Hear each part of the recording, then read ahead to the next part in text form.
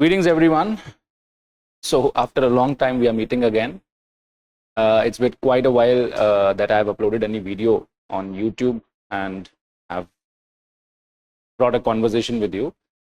But nevertheless, the purpose of me coming today is to discuss Rajasthan Judicial Services examinations, preliminary examinations question paper, which has been conducted on 23rd of June 2024.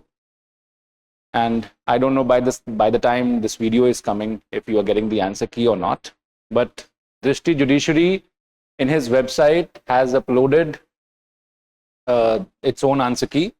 You may get an access to that.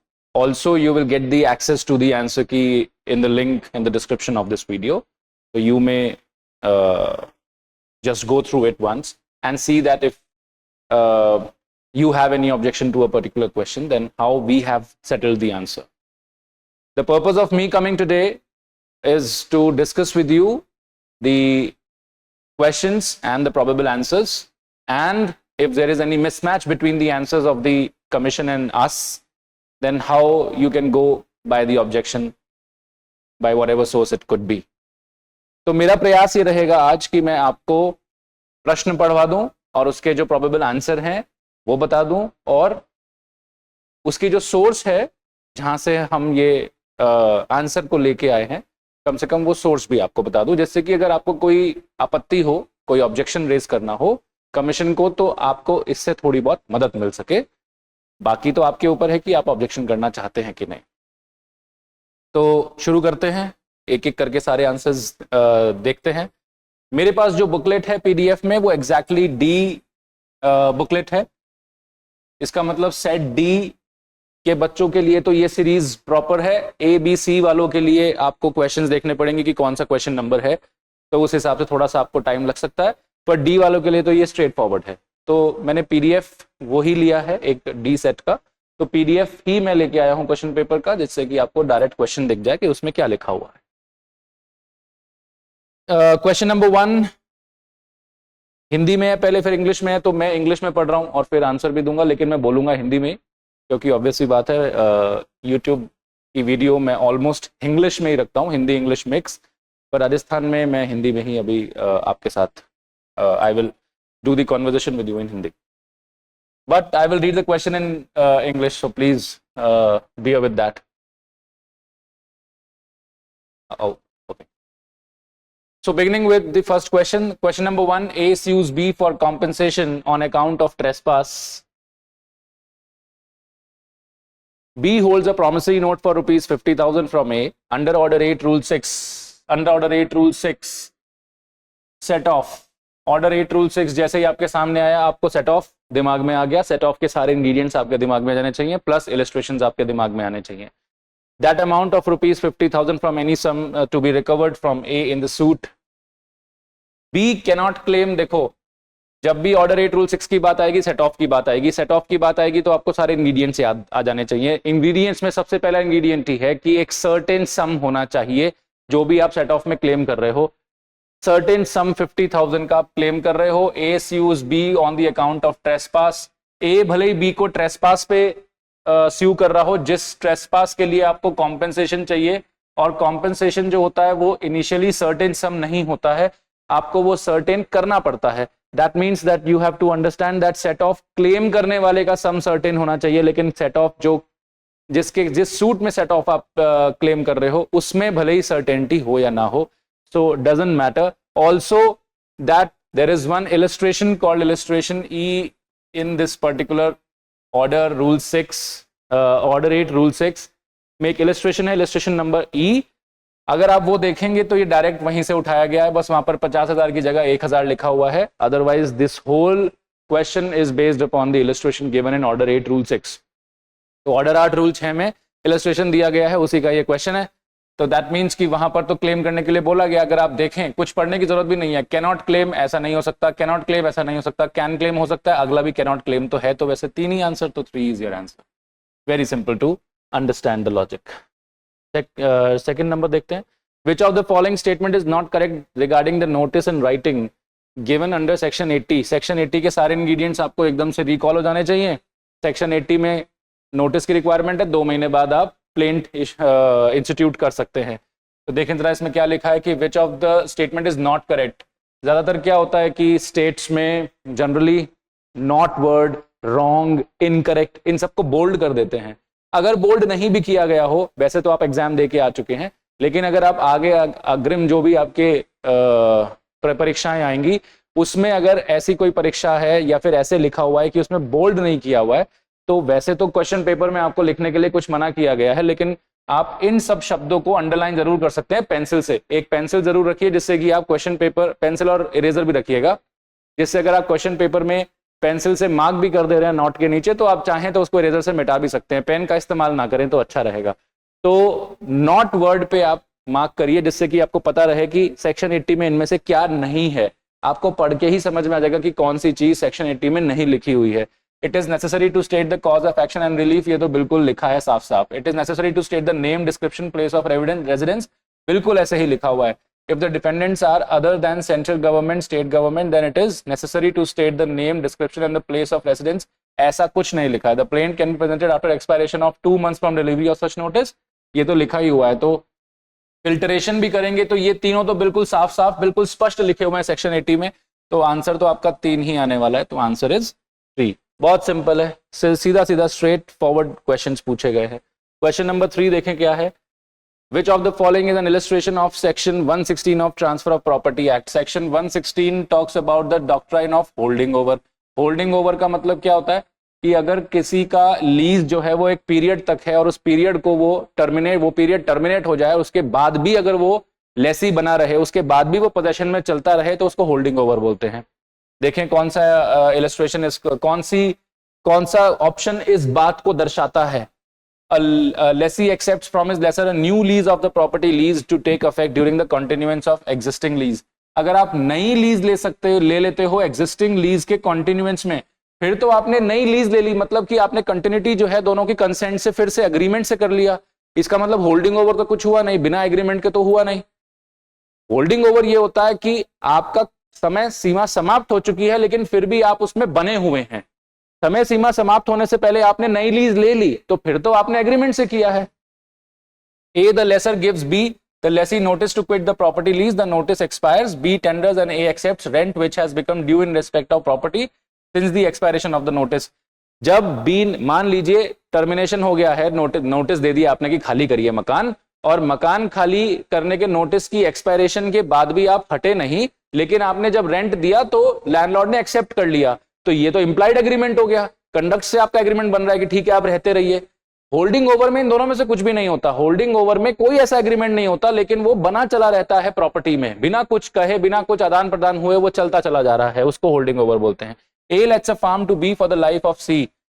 C dies but B continues in possession with A's assent. देखिए A के assent से वो continue करता है possession में, जबकि उसको मिला था सिर्फ सी की लाइफ स्पैन के लिए। तो ए ने बी को दिया कि सी जब तक जिंदा है तब तक आप बनते चलते रहिए, जब सी मर जाएगा तो आपका लीज टर्मिनेट हो जाएगा। सी मर गया लेकिन बी अभी भी पोजेशन में कंटिन्यू कर रहा है with A's assent. Most probably out of the 3 the better answer is third one. Although बाकी में भी आप सोच रहे होंगे कि एसेंट तो आ ही रहा है, एक्सेंट तो यहां भी आ रहा है, एग्रीमेंट तो वहां भी हो रहा है, पर वहां पर दोनों एक दूसरे से नया लीज, नई रेंट का एग्रीमेंट कर रहे हैं। यहां पर नई रेंट का कोई एग्रीमेंट नहीं हो रहा है, उन्होंने बस ये बोला है कि ठीक है चलते रहिए। That means B continues in possession with A's assent even after the death of C. Although ये आंसर फिल्टर करके देखे तो सही है, पर क्योंकि यहां भी एज असेंट है और ए ने बता ही दिया है कि आप चल सकते हैं, तो कहीं ना कहीं नन ऑफ द अबव होने के भी चांसेस हैं, पर better answer is 3, so that is why the answer would be 3. 4 के होने के भी चांसेस बन रहे हैं if you see the concept, but not that strong, क्योंकि कुछ चीजें मिसिंग हैं अभी जो हमें पता होनी चाहिए थे। तो 3 is your correct answer. 4 देखिए क्या है। Which of the following statement is not correct? A member holding office as deputy chairman of the council of state shall vacate his office if he ceases to be a member of council. A member holding office as deputy chairman of council of states may at any time not correct, ये जो सवाल है आपका ये directly article 90 से related है, और अगर आप आर्टिकल 90 पढ़ेंगे तो साफ साफ 4 आपको आंसर में दिख जाएगा। A member holding office as Deputy Chairman of Council of State shall not be removed from his office except by an order of the President of India passed after the address by Council of States। बिल्कुल same exactly article 90 में लिखा हुआ है। तो अगर आपको source चाहिए इस आंसर की तो article 90 of the constitution of India is your source. Simple है, इसमें तो कुछ विवाद या फिर कोई चर्चा का विषय भी नहीं बन रहा है, तो it's easy. According to the provision of Limitation Act, match the correct, तो ये match the following है, and in this the articles last में schedule दिया हुआ है जिसमें titles दिए हैं और title के सामने आपको आर्टिकल नंबर लिया हुआ है, फिर टाइटल दिया हुआ है, टाइटल के सामने आपको लिमिटेशन पीरियड दिया हुआ है। तो वहां पर जो ये मैच करवा रहे हैं ये आर्टिकल नंबर और टाइटल से मैच करा रहे हैं, not from the limitation period. इसको अगर आप थोड़ा सा भी खंगालेंगे तो आपका आंसर बनेगा answer 2, question option number 2 is your answer. तो देख लीजिएगा 1 का बी, 2 का सी और 3 का ए, 4 का D, this would be your answer. तो अपने आप एक बार मैच कर लीजिए, स्ट्रेट फॉरवर्ड क्वेश्चन है, इसमें तो कोई चर्चा का विषय ही नहीं है। जो बिल्कुल स्ट्रेट फॉरवर्ड है उसमें तो आप क्या ही चर्चा कर सकते हैं क्योंकि वो फैक्ट बेस्ड है, you can't do anything. Which of the following power is not vested in the court to which the decree was sent for execution. If decree is sent for execution and you want to know that what are the powers, it is section number 42 of CPC. Section 42 CPC talks about the decree, the power of the court to which the decree was sent for execution. And if you see there, all the 3 things are written but 3. That means option number 3 is wrong. Not vested. क्या उनमें उस court में नहीं है? Not word, इन सब पे जरूर ध्यान दिया करिए क्योंकि ये नॉट, रॉन्ग, इनकरेक्ट, इन सब चीजों पे ही आप ध्यान देके आगे ऑप्शंस को उस हिसाब से पढ़ा करें। तो आपको अगर पता था कि ये सब चीजें हैं, उनमें से ये चीज आपको नहीं मिलेगी सेक्शन 42 सीपीसी में, and 3 will be your answer. Again straight question, अभी तक भी हमें कोई ऐसा चर्चा वाला क्वेश्चन नहीं दिखा है। Which of the following cases is related to the ambit of judicial review in matter of appointment of judges to high courts under article 217? अब देखिए इन्होंने थोड़ा सा आपके साथ एक ट्रिक प्ले किया है। जो पिटिशनर का नाम है वो सेम कर दिया, एना मैथ्यूज। तो दैट मीन्स यहाँ तो आपको दिमाग नहीं लगाना, दिमाग लगाना है कि रेस्पोंडेंट कौन होगा। यूनियन ऑफ इंडिया होने का कोई मतलब नहीं है क्योंकि अपॉइंटमेंट ऑफ जज करता कौन है? कोलिजियम। कोलिजियम इंस्टीट्यूशन किसका है? सुप्रीम कोर्ट का। तो सुप्रीम कोर्ट ऑफ इंडिया हो सकता है।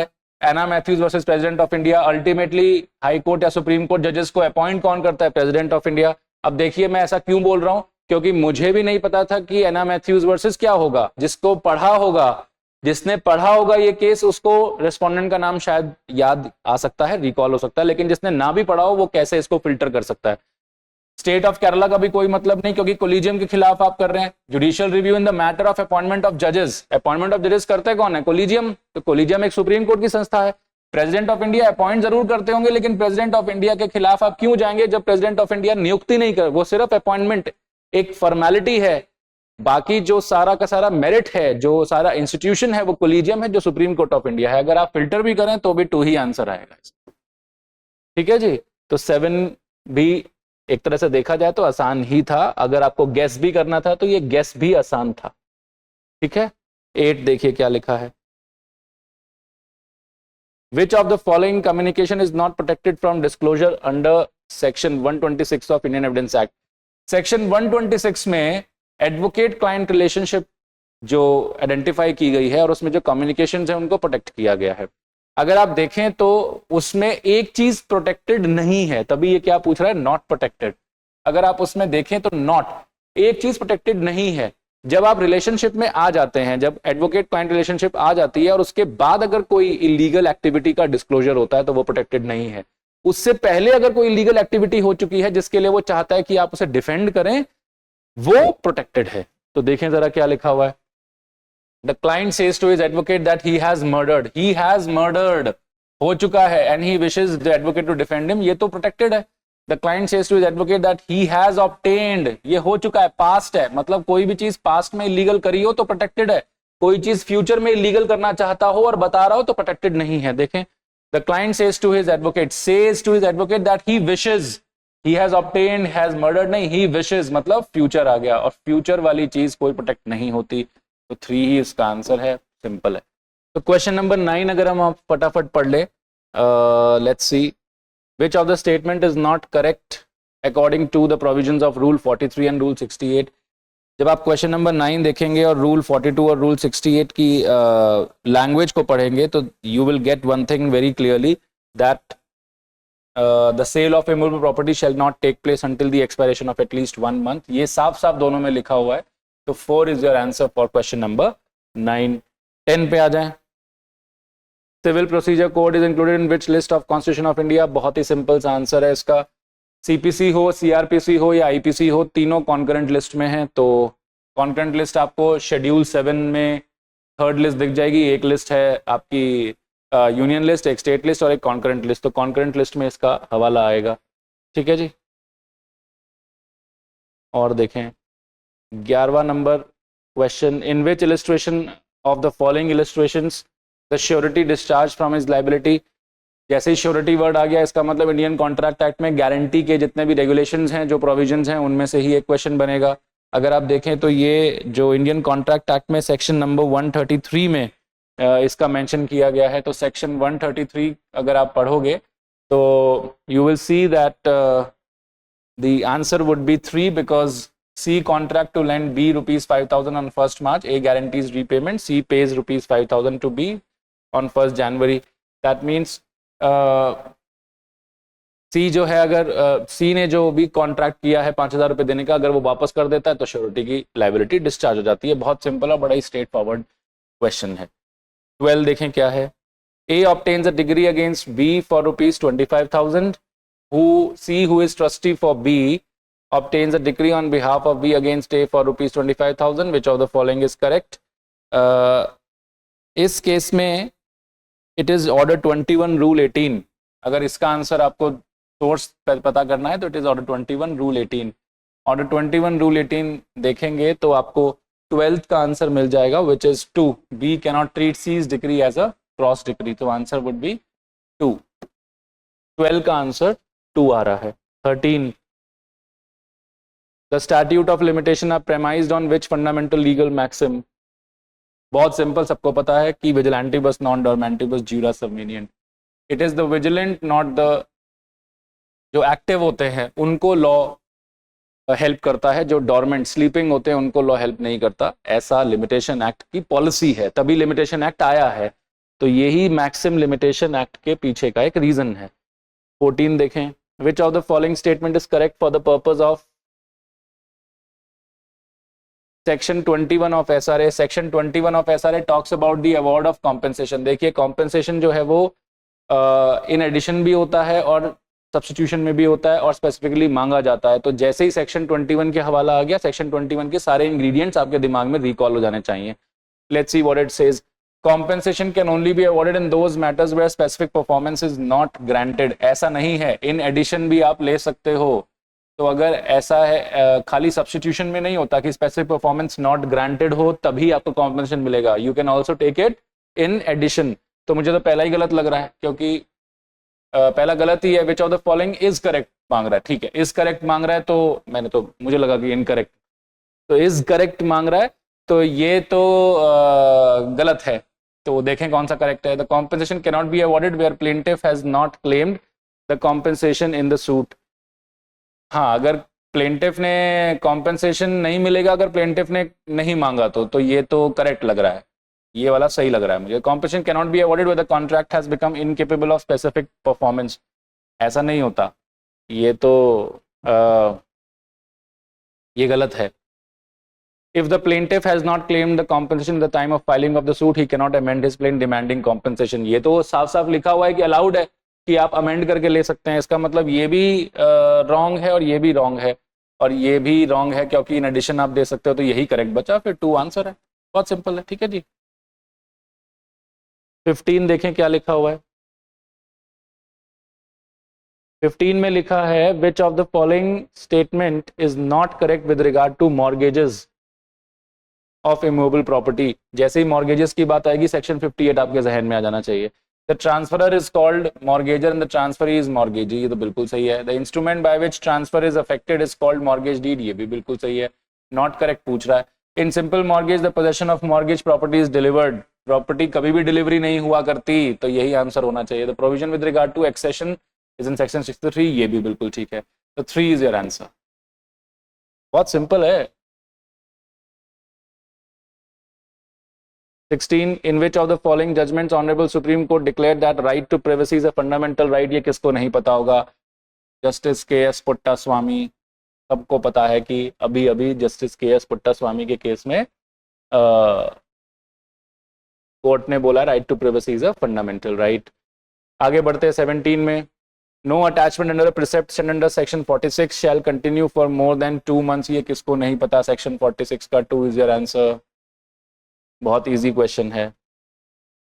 18 देखें। When specific words are followed by general words the meaning of those general words should be taken in the context of those specific words and the general word should be constitute as limited as the specific words.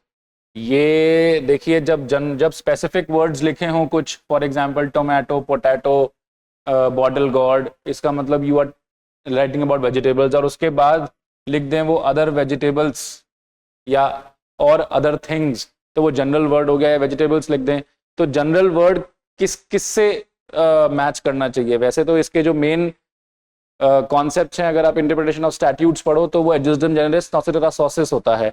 Let's see ऐसा कुछ है क्या? Rule of harmonious interpretation, इसका तो कोई role ही नहीं है। Golden rule of interpretation, इसका तो कोई रोल ही नहीं है।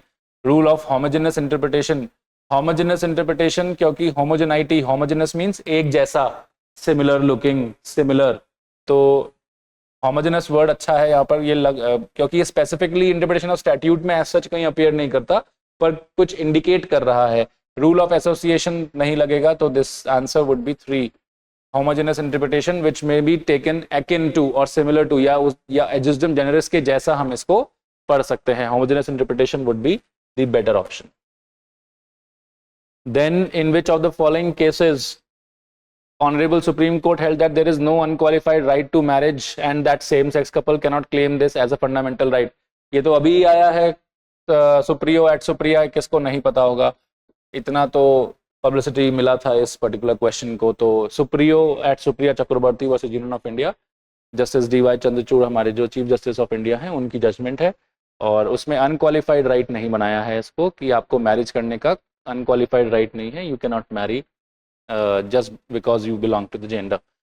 The judgment debtor, next is 20. The judgment debtor shall secure to the decree holder such periodical payments. The above order can be passed by the court in execution of which type of decree?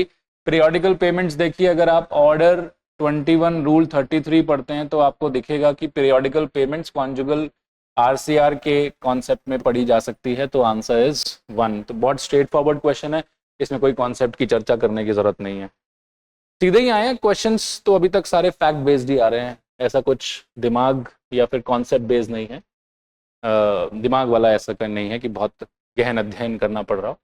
Under CPC the first hearing of the suit means, देखिए इसमें मुझे संशय है, हो सकता है कि मैं थोड़ा सा कॉन्सेप्चुअली अलग तरीके से इसको देख रहा हूँ, मुझे संशय है, पर ऐसा कोई ऑब्जेक्शन है नहीं, because I have also they took it from the other sources that they are saying that this would be a correct answer। तो जो मुझे लगता है, मतलब जो नॉर्मल एक जनरल व्यू है वो ये है कि examination under order 10 rule 2 is the first hearing of the suit। So 3 is your answer। I don't know how the commission will react to this particular question। Commission का क्या answer होगा मुझे नहीं पता, लेकिन एक जनरल ओवरव्यू के तहत I am also convinced with this particular answer, but that की क्योंकि वहां पर लिखा हुआ है at the hearing of the suit the examination of party shall begin then you will have interrogatories and all those things and before you settle the issues. तो date of first hearing ये होता है, लेकिन अगर आप थोड़े बहुत भी कॉन्सेप्ट्स को संभालें या खंगालें तो मेरे अनुसार it is when the written statement is filed. वो भी साफ साफ नहीं लिखा है, क्योंकि यहाँ पर लिखा है presentation of plaint in the court, जो कि सही नहीं है। Presentation of written statement by the defendant खाली प्रेजेंटेशन से डेट ऑफ फर्स्ट हियरिंग नहीं होती, ये भी सही नहीं है। फ्रेमिंग ऑफ इश्यूज से पहले ही डेट ऑफ फर्स्ट हियरिंग हो जाती है, इसलिए ये भी सही नहीं है। तो बेटर आंसर तो यही है, मैंने भी फिल्टर आउट किया तो आंसर यही है, पर ऐसे ऑप्शंस नहीं देने चाहिए जिसमें उस कॉन्सेप्ट का एक सही जो मायना है वो निकल के ना आए। वो सही मायना हम चलो फिर कभी डिस्कस कर लेंगे, पर क्योंकि इन चारों में से बेटर ऑप्शन यही है, इसीलिए 3 इज योर आंसर। अब कमीशन के वेब देख लेंगे कि क्या आंसर आता है, but this is the answer finally, क्योंकि ये तीनों तो नहीं है, ऑब्वियसली बात है। इसके होने के चांसेस बन जाते अगर वो एक स्टेज पहले की बात करते। तो डेट ऑफ फर्स्ट हियरिंग इस तरीके से नहीं पूछी जानी चाहिए, क्योंकि डेट ऑफ फर्स्ट हियरिंग पहली बात तो सीपीसी में कहीं डिफाइंड नहीं है, कहीं लिखा नहीं है। सुप्रीम कोर्ट भी कोई ये नहीं बोल रही कि this date is date of first hearing. किसी भी केस में सुप्रीम कोर्ट ने कोई डेट नहीं बता दी या कोई इवेंट नहीं बताया। सुप्रीम कोर्ट ने एक स्टेज बताई है, स्टेज मतलब कि एक एक्ट बताया है, इवेंट ही मान लीजिए कि एक ऐसा इवेंट बताया है जिसको आपको खंगालना पड़ेगा, सोचना पड़ेगा कि ये फर्स्ट हियरिंग बनता है। तो ऐसे क्वेश्चन जिसमें काफी कॉन्सेप्ट या काफी एक स्ट्रक्चरल दिमाग या फिर एक थियोरेटिकल दिमाग भी लगता है, तो ऐसे में ऐसे ऑप्शंस नहीं देने चाहिए। क्योंकि एग्जामिनेशन अंडर ऑर्डर 10 रूल 2 अगर आप पढ़े तो उसमें लिखा है at the date of first hearing, आपको पार्टीज की एग्जामिनेशन करनी है at the date of first hearing. तो यही तो हम पूछ रहे हैं कि फर्स्ट हियरिंग की डेट होती कौन सी, उसमें आप एग्जामिनेशन करोगे, ऐसा लिखा हुआ है इसमें तो प्रोसीजर दिया हुआ है। डेट ऑफ फर्स्ट हियरिंग तो नहीं दी हुई क्या होती है, लेकिन अगर हम चारों में से फिल्टर आउट करें तो third is the best option. तो that is why 3 is your answer. You will see that, commission का देख लेना आप क्या है, ठीक है जी। Then 22 again is match the following.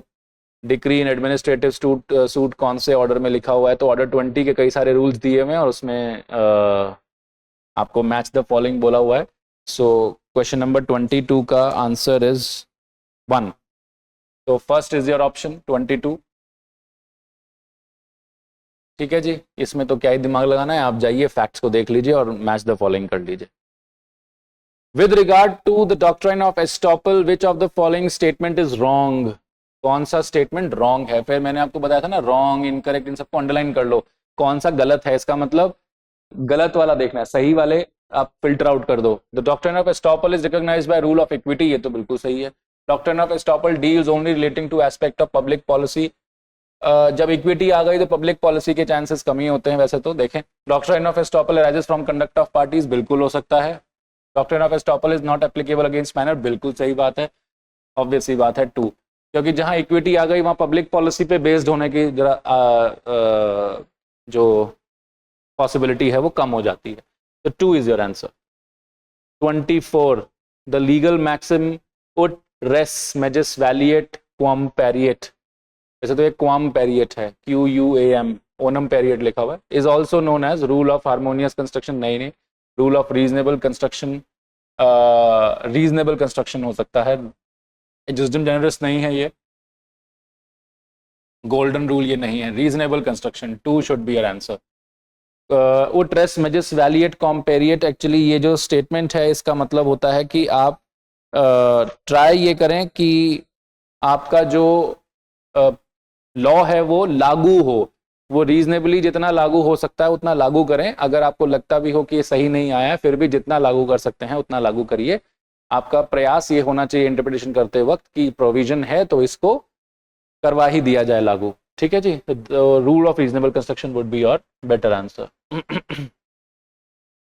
25 देख लें quickly. A is a decree holder and B is a judgment debtor. B took loan from A, at that time it was the condition mentioned in the agreement that all monies payable under a policy of life insurance of B will also be liable to pay the amount of loan and for attachment. Such agreement is voidable, agreement is lawful, agreement is void ab initio, look at the fact and circumstance of the case। देखिए, अगर आपको execution करना होता है और attachment करनी होती है तो जो भी आपने लाइफ इंश्योरेंस लिया है वो अटैचेबल नहीं होती। I give you the correct source, it is section 60 KB, section 60 KB of CPC। यहाँ जाएंगे तो आपको पता चल जाएगा। और अगर ऐसा एग्रीमेंट आपने, अगर ऐसा कुछ एग्रीमेंट किया भी है तो ऐसा एग्रीमेंट इज वॉइड एब इनिशियो, क्योंकि ये अटैचमेंट के लिए लायबल नहीं है, it would be against law. तो 3 इज योर आंसर फॉर 25। 26 देख लें फटाफट। In which of the following cases the Honorable Supreme Court observed that presumption under section 90 of Indian Evidence Act with regard to genuineness and regularity of documents which are more than 30 years old is inapplicable when it comes to a will. इसका answer I think मैं होता तो शायद मुझे ना पता होता, obvious सी बात है, but we have found out that the answer would be Ashutosh Samante. Second is your answer. It is good to be true na, because you do not read all the cases. So. ठीक है जी, तो this would be 2. Then we come to section 20, question number 27. Which of the following is correct? When the reference of question has been made to the High Court under Order 46 Rule 1, after making the reference, the court who made the reference will not proceed in the case until the receipt of copy of judgment. After making reference, the court made the reference.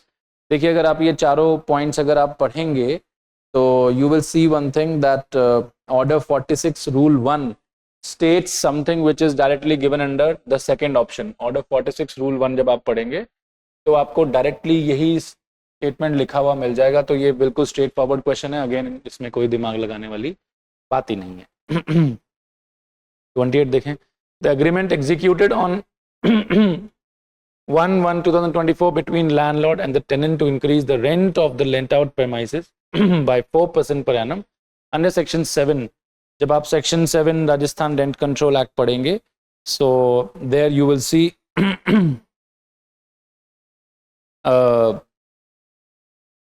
for rent control act section 20 is sorry, it's 28. Then in that case it is section 7, sorry, section 7 directly what is written is given under 1. तो अगर आप section 7 पढ़ेंगे तो is lawful section में लिखा हुआ दिख जाएगा आपको. That is going to serve your purpose. Rajasthan Rent Control Act. Okay, so it is straightforward question again. 29. A law made by one legislature affects the scope of the other legislature in a related manner. Then which of the following doctrine of interpretation is applied? Legislature affects the scope of the other legislature. दूसरे legislature के scope पे भी अगर वो कहीं ना कहीं infringe कर जाता है या फिर ले लेता है उसको, तो doctrine of separation तो नहीं है, doctrine of imbibing essence होने की संभावना है, doctrine of culpable भी नहीं है, rigidity भी नहीं है, तो it is 2, imbibing essence. Filtration से ही ये solve कर सकते थे आप. imbibing essence मतलब दूसरी legislature का essence को imbibe कर रहा, ले रहा है. Which of the following is not correct? Under the provisions of TPA, an interest in property restricted by its enjoyment to the owner personally can be transferred. Instrument means a non-testamentary instrument. An easement cannot be transferred apart from the dominant heritage. बिल्कुल सही लिखा है. A transfer of property may be made without writing in every case. In such a writing is not expressly required by law. बात तो ये भी ठीक है. तो अगर आप 30 को देखें तो पहले वाला दिक्कत कर रहा है because an interest in property restricted in its enjoyment to the owner personally can be transferred by him is directly denied to be transferred. ठीक है जी. तो first is your answer. जब उसने पर्सनल एंजॉयमेंट के लिए रखा है, सेक्शन 6 में आपको ये सेक्शन 6 अगर आप पढ़ेंगे what may be transferred, you will get all the idea about this particular statement. तो this particular statement is not correct. ठीक है जी. 31 under section 20(3) of Rajasthan rent control act mean profit denotes. अब राजस्थान रेंट कंट्रोल एक्ट से direct आप अगर देखें तो सेक्शन 31 का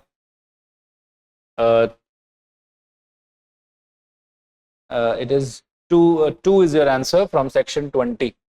तो सेक्शन 20 अगर आप पढ़ेंगे तो आपको साफ साफ आंसर 2 दिख जाएगा. इन सब के क्वेश्चंस के आंसर्स मैंने अलग से निकाल ही लिए थे क्योंकि you have to see the bare act, क्योंकि ये सब बेयर एक्ट बेस्ड है, इसमें कोई दिमाग तो लगाना नहीं है. तो बेयर एक्ट में जो लिखा हुआ है वो पढ़ लीजिए. अगर आपको रटा हुआ था तो आपने आंसर दे दिया. In which order of the Code of Civil Procedure under the expression decree includes final order? Decree includes final order. This is order 45 rule 1. Order 45 में rule 1 में लिखा हुआ है. So the answer would be 3. ठीक है जी. 33 Article 39A of Constitution of India deals with 39A में तो आपका free legal aid 2 is your answer. ठीक है जी. ये तो फिर से वही simple simple straight forward questions आते हैं, ज़्यादा बड़े लंबे या बहुत दिमाग लगाने वाले नहीं। The object behind the oral examination of parties under order 10 rule 2 of CPC is, तो हमने अभी ऑर्डर 10 रूल 2 देखा था। Elucidating matters in controversy, यही सही है। Pre examining the witness, find out issues of facts and law, ये भी ठीक है। To find the admitted facts, better would be to give the answer of 34 in, it would be just a moment, let me just see it once। 34 का तो 1 should be the answer। वैसे तो issues भी देखने के लिए होता है, पर elucidating matters in controversy is 10 rule 2 का डायरेक्ट लिखा हुआ है, तो इसीलिए we give the answer to 1। थोड़ा सा कंफ्यूजिंग है इन दोनों के बीच में, क्योंकि कॉन्सेप्चुअली ये भी ठीक है, पर that is not, elucidating matter in controversy is the better answer. 35 which of the following is not an appealable order, कौन सा अपीलेबल ऑर्डर नहीं है? In this, if you see rule 34, 17 order 617 is amendment of plaint। amendment of plaint के खिलाफ ज्यादातर नहीं होता है, तो it would be 35 का answer would be 2। amendment of pleadings, amendment of pleadings के ऑर्डर के खिलाफ अपील नहीं होती, क्योंकि अपीलेबल ऑर्डर के लिए आपको लिखा होना चाहिए कहीं पे। तो ऑर्डर 43 रूल 1 पढ़ लीजिए, नहीं तो आप सेक्शन 104 पढ़िए, वहां पर अगर कोई चीज मेंशन नहीं है तो वो अपीलेबल ऑर्डर नहीं है। 36 Ramlal purchase a motorcycle and get it insured, thereafter he causes the same castaway with the intention of causing damages to insurance company, which offense Ramlal has committed? ये तो मिस्चीफ है, आपने इंश्योरेंस वालों को परेशान करने के लिए प्रॉपर्टी डिस्ट्रॉय कर दी, तो मिस्चीफ कर रहे हो। 425, सेक्शन 425 इज योर आंसर। ठीक है जी, Section 425 IPC, so 1 is your answer। 37 who among the following does not include in the definition of domestic worker under the sexual harassment of women at workplace? Workplace का अगर आप देखें तो section number I've taken out, just a moment, if you want I can just give you the section number। Section number is 2E, 2E of posh act, और 2E में directly ये लिखा हुआ है कि नॉट इंक्लूडेड ना, temporary है, permanent है, पार्ट टाइम बेसिस है, फुल टाइम भी लिखा हुआ है, पर any member of family of the employed साफ साफ मना किया हुआ है कि ये नहीं है। तो डायरेक्ट क्वेश्चन है again, simple. 38 which of the following does not come under the exception to the offence of defamation? Defamation जब आप पढ़ेंगे तो सेक्शन 499 आईपीसी अगर आप पढ़ें तो वहां पर 10 एक्सेप्शन दिए हुए हैं, उसमें ये एक्सेप्शन है, public conduct of public servant exception है, merit of the censure, merit of case decided in courts और conduct of witness and other concern, ये भी है, censure pass in good faith by person not having lawful authority, ये नहीं है। 4 is your answer. 38 का answer आपका 4 हो गया। ठीक है जी, फिर 39 बड़ा लंबा सा एक क्वेश्चन है। There was an argument between Ramesh and Suresh over some issue. Ramesh started abusing Suresh badly which cause sudden and grave provocation to Suresh. अच्छा जी, Suresh had a stick lying beside him under the effect of sudden and grave provocation he picked up the stick with his right hand. Vijay, who has an old enmity with Ramesh and wants to kill Ramesh at any cost, was standing nearby and watching all this. He suddenly reached there and says to Suresh, what kind of a person are you? You are standing and listening to abuses against your mother and sister. The stick is not going to do anything. Take this revolver. Saying this, he hands over a revolver to Suresh, and Suresh takes the revolvers and fires at Ramesh, which causes Ramesh death. What offenses have Suresh and Vijay committed? देखिए, मुझे नहीं पता कि इसमें अब commission कैसा answer करेगी, पर ये मेरा अपना एक कॉन्सेप्ट को समझते हुए मैं आपको बता देता हूँ कि इसमें मर्डर ही लगना चाहिए दोनों के ऊपर, क्योंकि एक पहली बात तो ये है कि जो ये विजय साहब हैं, क्वेश्चन तो आपने ढंग से पढ़ ही लिया होगा, क्योंकि मैंने थोड़ा सा इस क्वेश्चन को पढ़ के जब देखा तो जो इंडिकेशन आई थी वही मैं आपसे डिस्कस कर रहा हूं। जो ये विजय साहब हैं, इन विजय साहब ने इंस्टिगेशन करी है, मतलब ये तो अबेटमेंट ऑफ मर्डर कर रहे हैं। इन्होंने इंस्टिगेशन भी करी है, इंटेंशनल एडिंग भी करी है, तो 107 108 लग रहा है साफ साफ, और कॉन्सिक्वेंसेज हो गए तो 109 भी लग रहा है, तो मर्डर, अबेटमेंट टू मर्डर तो हो ही गया है। प्रेजेंस भी है तो ऑब्वियस सी बात है, तो 114 भी लगेगा इसमें। ठीक है जी। तो अबेटमेंट टू मर्डर तो हो ही रहा है, अब बात है सिर्फ इसकी कि सुरेश जो है ये मर्डर कर रहे हैं कि नहीं। सुरेश जब ग्रेव एंड सडन प्रोवोकेशन में आए, ऐसा लिखा हुआ है ना, सडन एंड ग्रेव प्रोवोकेशन, तो ग्रेव एंड सडन प्रोवोकेशन में आए तो उन्होंने स्टिक उठा ली।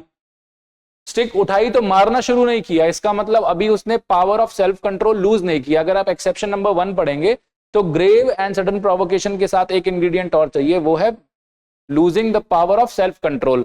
सेल्फ कंट्रोल जब लूज कर देते हो तो आप अनाप शनाप कुछ भी करते रहते हो। स्टिक उठाने के बाद भी उसने पावर ऑफ सेल्फ कंट्रोल जो है वो लूज नहीं करी, और इसका कोई एविडेंस नहीं मिल रहा, क्योंकि स्टिक उठाने के बाद अगर वो उसको मारता और फिर ये विजय जी आके अगर रिवॉल्वर देते कि इससे कुछ नहीं होगा, लो रिवॉल्वर पकड़ो मार दो इसको, तब आप कह सकते थे कि ग्रेव एंड सडन प्रोवोकेशन था, power of self control lose कर दिया था और इसलिए उसने इसको मार दिया, तो एक्सेप्शन नंबर 1 में फॉल कर गया, तो culpable homicide not amounting to murder बन रहा है।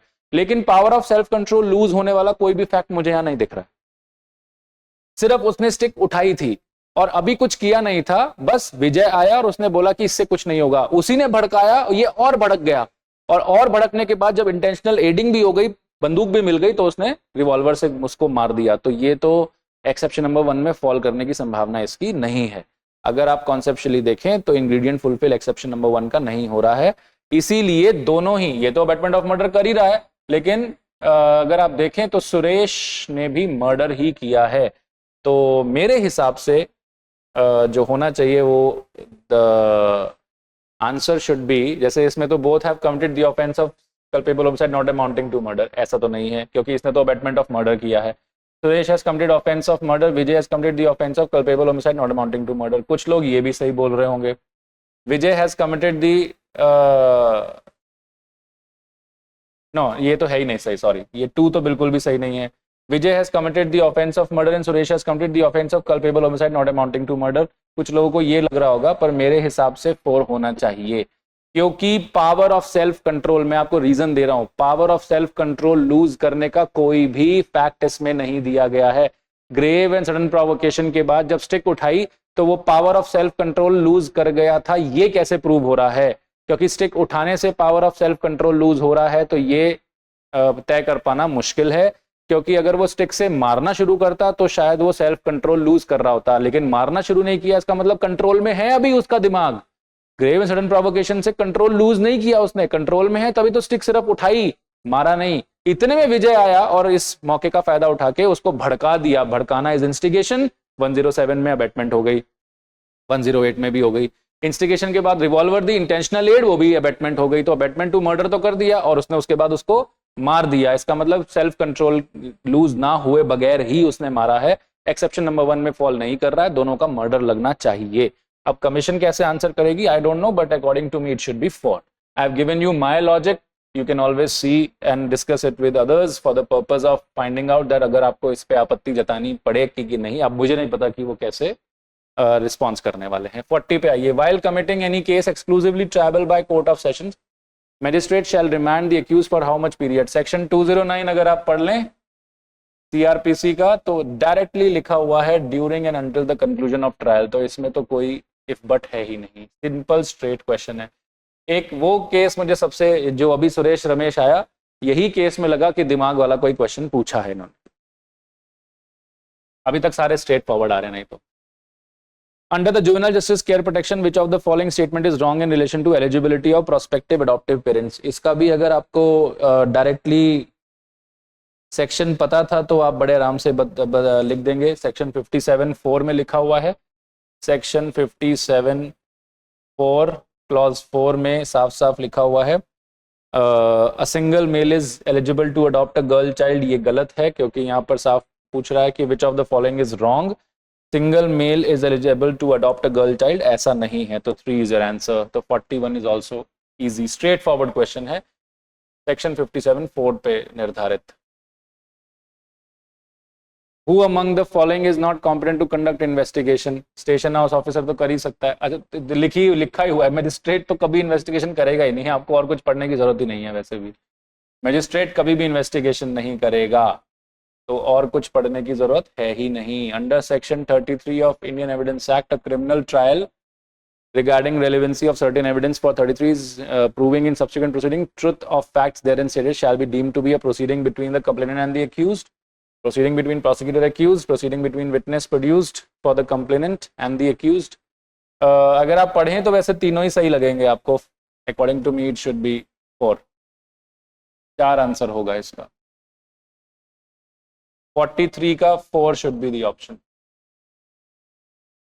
फिर देखें 44. When one fact is declared by the Indian Evidence Act to be the conclusive proof of another, the court shall on disproving one fact shall regard the other as proved. Conclusive proof आपका section 4 of Indian evidence act में लिखा है. इसमें अगर आपने एक fact prove हो गया और दूसरे को कंक्लूसिव प्रूफ मान लिया तो आप इसके खिलाफ कोई भी एविडेंस नहीं लेते. तो that means shall not allow evidence लिखा होना चाहिए. यही लिखा है शैल नॉट अलाउ. बाकी में शैल नॉट अलाउ अच्छा और भी है.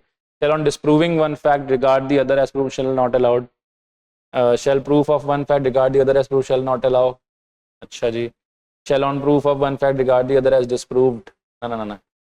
Proof of one fact regard the other as proved and shall not allow evidence. So 2 is your answer. 44 का 2 is your answer. ठीक है जी.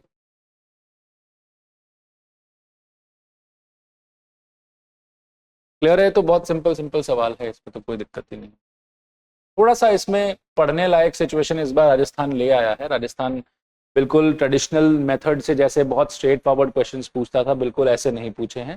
थोड़ा चेंज लेके आए हैं. बड़े क्वेश्चंस या फिर थोड़ी समझ वाले क्वेश्चंस लेके आए जिसमें आपको समझ थोड़ी सी लगा के तब ऑप्शंस देने पड़े, लेकिन है सीधे ही. इसमें कोई टेढ़ा क्वेश्चन नहीं है या बहुत ज्यादा कॉन्सेप्ट बेस्ड नहीं. 45 देखें. Accused prays before the court to see the report of probation officer under section 4(2) and 6(2). Probation officer की जो रिपोर्ट होती है वो कॉन्फिडेंशियल रिपोर्ट होती है. मैं आपको सेक्शन कोट कर देता हूँ. Probation section 7. तो सेक्शन 7 में लिखा हुआ है कि प्रोबेशन ऑफिसर की जो रिपोर्ट है वो कॉन्फिडेंशियल होती है. तो एक्यूज्ड अगर प्रे भी कर रहा है तो उसको नहीं मिलेगा. तो विच स्टेटमेंट इज करेक्ट लिखा हुआ है. तो इसमें अगर आप थर्ड देखें, such report is a confidential document although the court में if it so things communicate the substance thereof to the accused. सिर्फ यही कर सकता है सेक्शन 7 अगर आप पढ़ें तो इसका जो आंसर है 45 का इट वुड बी 3. ठीक है जी. तो 45 का आंसर भी 3 है. आगे बढ़ते हैं फटाफट. देखें और क्या लिखा है. Ramswaroop is charged and convicted for theft of the golden chain of Savita. Which of the following statement is correct? Ram Sarup can be subsequently charged with and tried for robbery on the same fact. Ram Sarup can neither subsequently be charged nor tried for the robbery on the same facts. Section 300 पे based है. अगर आप section 300 पढ़ें तो उसमें illustration number ई है. Illustration number ई directly option number 1 को coat कर रहा है. Ram Swaroop can subsequently charge with and tried for robbery on the same facts. Illustration और इसमें डिफरेंस ये है कि इलस्ट्रेशन में जुडिशियल मजिस्ट्रेट सेकंड क्लास लिखा हुआ है, इसमें नहीं लिखा हुआ है. कुछ कंट्रोवर्सी हो सकती है इस पर्टिकुलर क्वेश्चन पे, ऑब्जेक्शन जा सकता है. पर अगर क्वेश्चन का आंसर ही देखना है तो आंसर 1 वाला तो ठीक है. इलस्ट्रेशन अगर सिर्फ देखें आप, इलस्ट्रेशन के टेक्सचर को पहचाने तो. लेकिन अगर मान लीजिए कॉम्पिटेंस ऑफ कोर्ट पे आ जाता है कि कॉम्पिटेंट कोर्ट नहीं था पहला कोर्ट और अब आप दूसरे ऑफेंस को चार्ज करना चाहते हैं तो आप चार्ज कर सकते हैं. अगर कोर्ट कॉम्पिटेंट था और उसके सामने ये मैटर नहीं लाया गया था तो इसका मतलब आप उसको कॉम्पिटेंट था और फिर नहीं मैटर लेके आया था तो आप उसको दोबारा सब्सिक्वेंटली चार्ज नहीं कर सकते. थोड़ी सी कंट्रोवर्सी आ सकती है अगर आप लाना चाहें तो सेक्शन 300 को पढ़ते हुए, लेकिन एज सच आने की संभावना नहीं है. स्ट्रेट फॉरवर्ड इलस्ट्रेशन नंबर ई से ही हम इसको रेलेवेंट कर सकते हैं कि it can be subsequently charge and tried for the robbery on the same facts. ऐसा लिखा भी हुआ है वहां पर, बस सविता ये सब नहीं लिखा. सेक्शन 47 देखिए. महिलाओं distribution of which of the following samples under indecent representation of women act comes under definition of distribution. Distribution की जो डेफिनेशन है वो सेक्शन 2B में दी गई है, section 2B of this act. और अगर आप देखें तो उसमें distribution of way of samples by whether free और अदरवाइज यही डायरेक्टली लिखा हुआ है. ठीक है जी. 48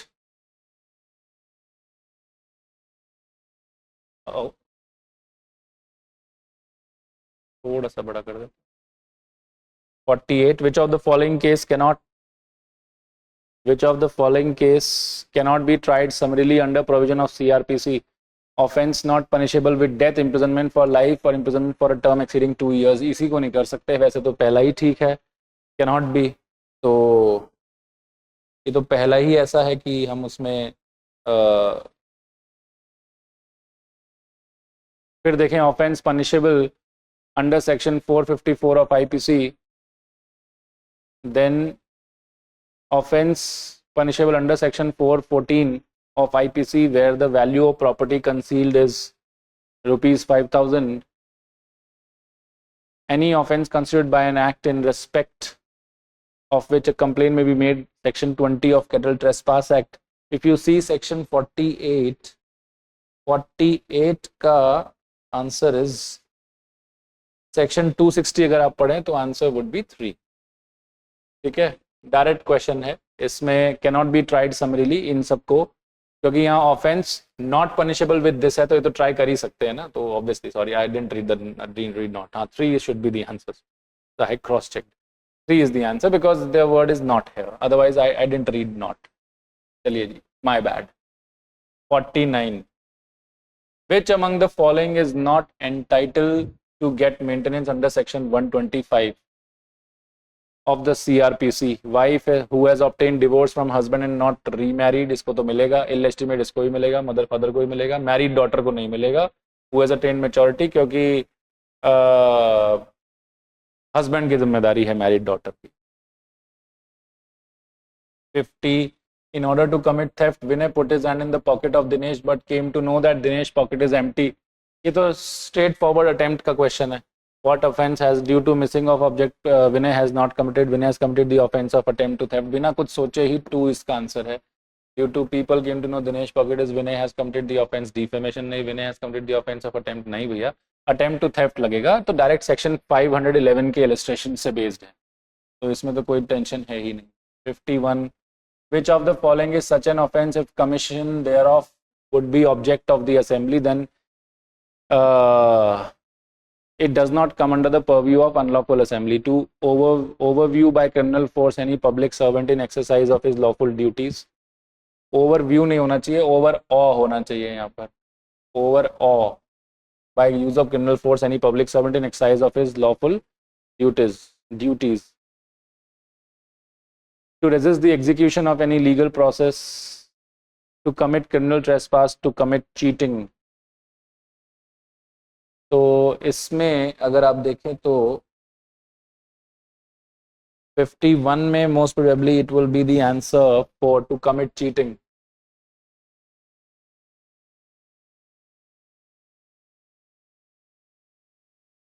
Although again it does not make a good sense to commit cheating, but again we have to find out that it could be any offense. So the 4 would be the most appropriate answer. 4 ही इसका most appropriate answer बनना चाहिए. Although again I have few reservations, but better answer 4 ही है. 52. Chetna and Vijeta works in similar office. Chetna finds a government promissory note belonging to Vijeta bearing a blank endorsement. Chetna, knowing that the note belongs to Vijeta, pledges it with the banker as a security for a loan, intending at a future time to restore it to Vijeta. Which of the following is correct? Obviously बात है, ये तो offense तो आपने कर ही दिया है. This is 52 and Chetna has committed the offense of dishonest misappropriation. ठीक है, बिल्कुल ये dishonest misappropriation में आता है.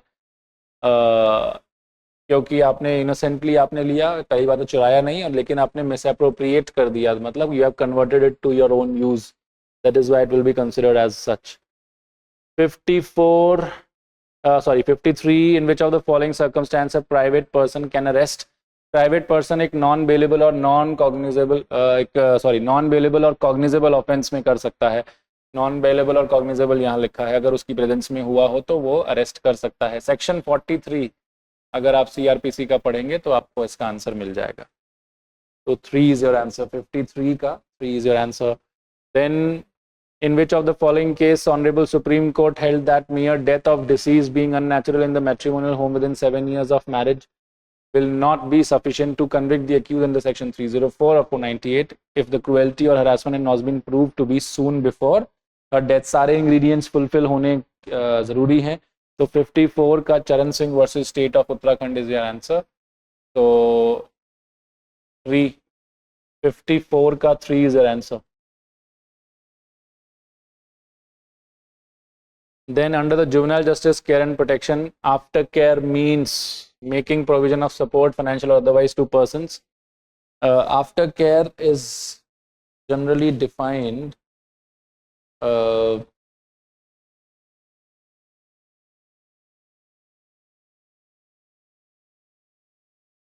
give me a moment. After care का सेक्शन मैं आपको बता देता हूँ कौन सा है. दिस इज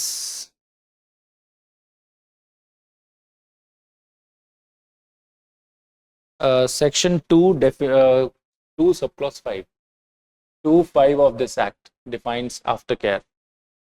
ठीक है जी. And if you read that, the answer would be 3. Completed the age of 18 years but not have completed 21 years. Section 2(5). Section 56 देख लें क्या है. Which of the following is not an essential ingredients of offense of theft? Offense of theft में dishonest intention होनी चाहिए, movable property, property in possession of owner भी हो सकते हैं, fear of causing pain ये नहीं जरूरत. 4 is your answer. 56 का 4 is your answer. ठीक है जी.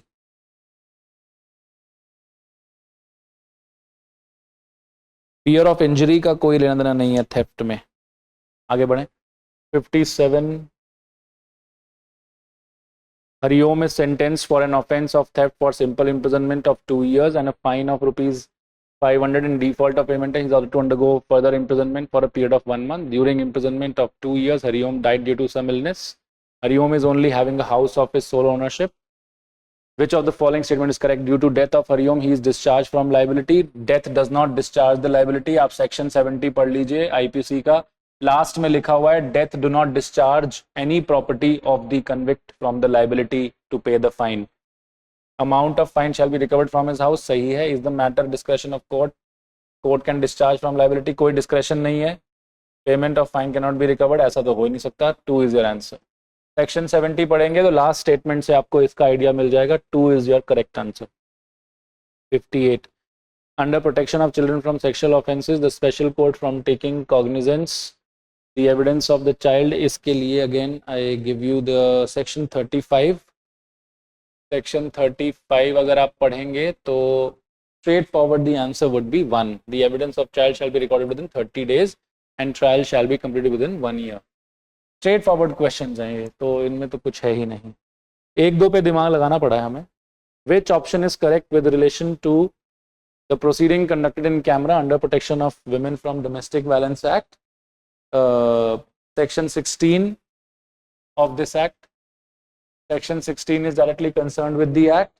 If you see 16 में जो लिखा हुआ है उसके हिसाब से आंसर would be 3. तो फिर स्ट्रेट फॉरवर्ड आंसर है, इसमें कोई if but नहीं. Section 60 question number 60. The Sarpanch of village Mohan was tried for rape with the secretary of village assembly Savita. A question is asked to Savita during cross examination that did she voluntarily have illicit relationship with ex Sarpanch? Such question is permissible with prior permission of public prosecutor, permissible with prior written permission of ex Sarpanch, not permissible. 60 का जो role है that is related to section 146 question lawful in cross examination. Then if you see that it is not permissible, आप section जो है इस 146 आप evidence act का पढ़ेंगे तो you will see that such kind of statements are not available. ठीक है जी. उसका जब proviso देखेंगे ना section 146 का तो you will get this answer. Proviso देखिए ये तो मैं हर बार बोलता हूँ, proviso, exception, explanation, illustration, यही तो प्री का मेन कॉर्पस है. यहीं से प्री के सबसे ज़्यादा सवाल बनते हैं और आप देख ही रहे होंगे इलस्ट्रेशन बेस्ड कितने सारे सवाल आ गए. Search warrant under section 94 of CRPC is issued by 94 में सर्च वारंट DM, SDM और magistrate.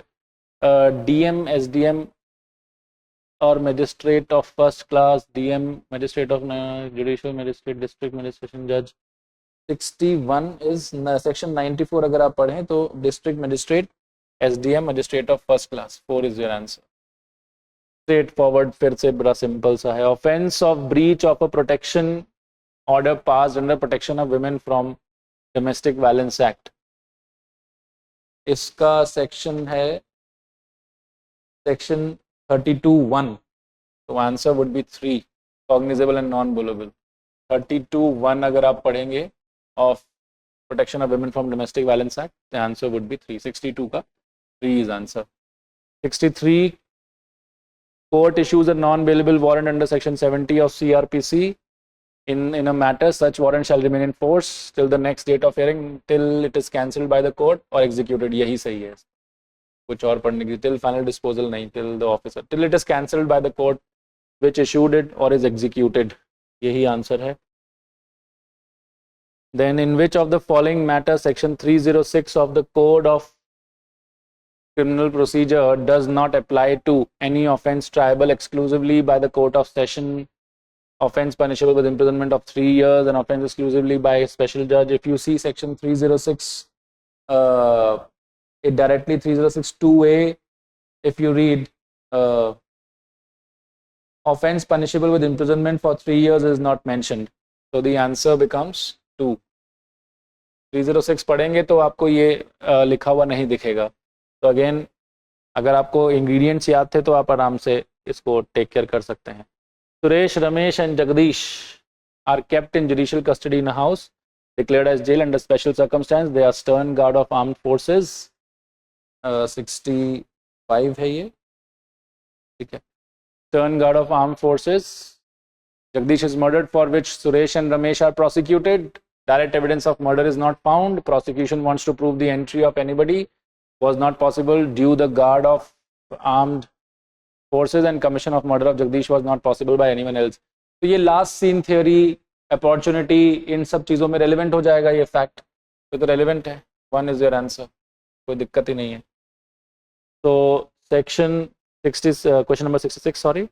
There is an old rivalry between Rachit and Vikas. Vikas goes to Rachit's house with an automatic pistol to kill him. On reaching there, he puts the pistol on his head and says, "You have troubled me a lot. Today your life will end." Rachit suddenly snatched the pistol from Vikas, and upon which Vikas immediately started running away from there. While running, Rachit fired several rounds of pistol at Vikas, due to which he dies on the spot. What offense has Rachit committed? देखो, आपको लग रहा होगा इसमें, जब मैंने पढ़ा था तो मुझे भी यही लगा कि ये प्राइवेट डिफेंस पे आ रहा है, क्योंकि आपने मेरे अगर सर पे बंदूक रख दी हो तो मुझे डिफेंड करना है अपने आप को, तो प्राइवेट डिफेंस में बंदूक छीन लूंगा आपसे या फिर कुछ हाथापाई करूंगा, आपकी डेथ भी कॉज कर सकता हूं. लेकिन सेक्शन 99 भी तो है.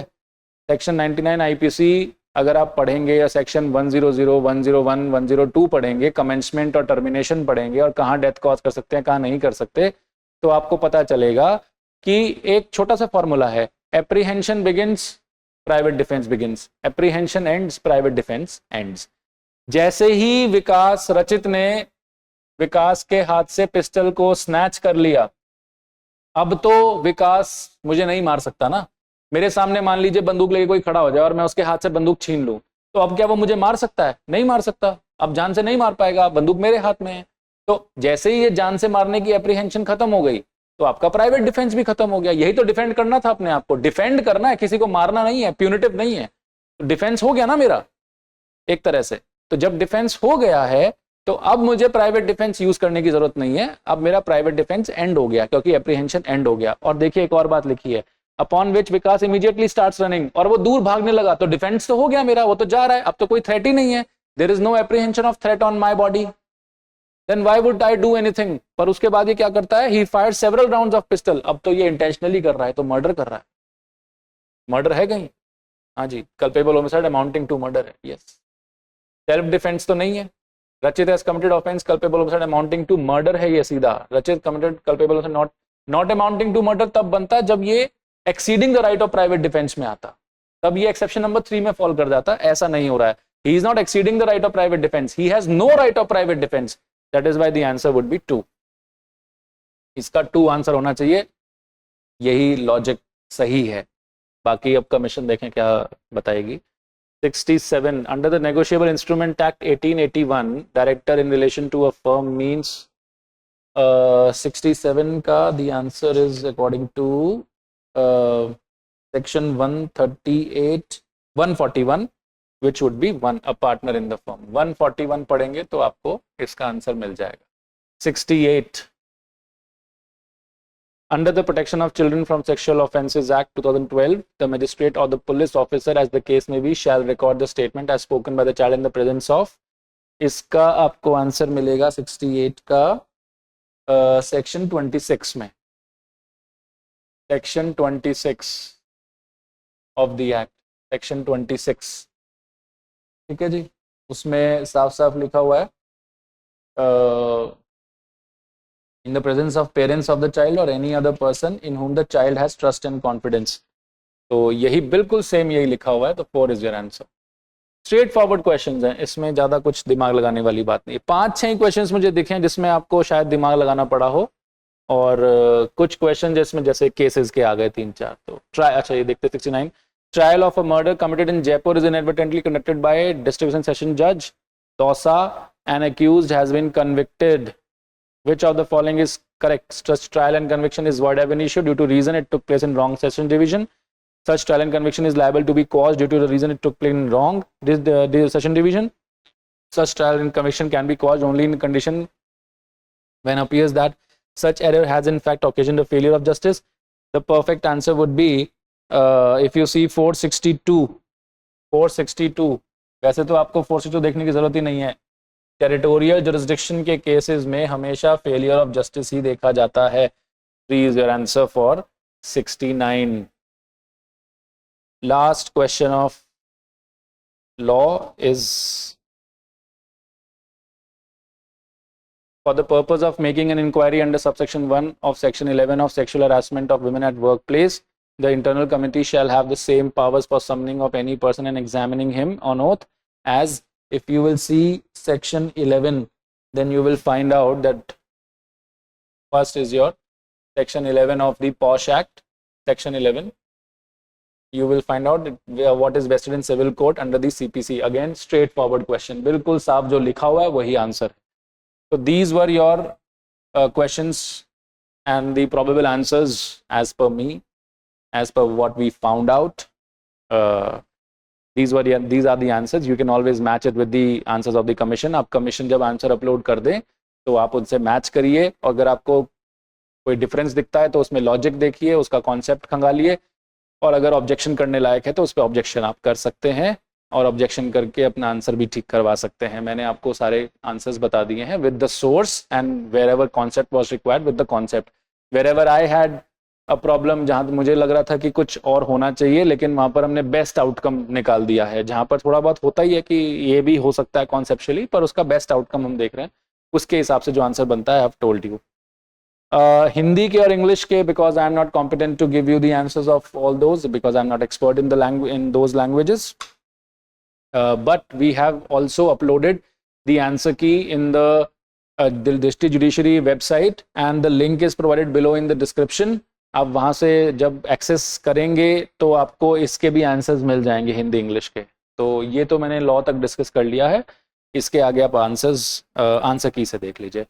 अच्छा लगा आपसे मिलके, बहुत बहुत धन्यवाद. किसी टॉपिक के साथ मैं आपके साथ फिर आपसे मुलाकात होगी. Thank you so much for today.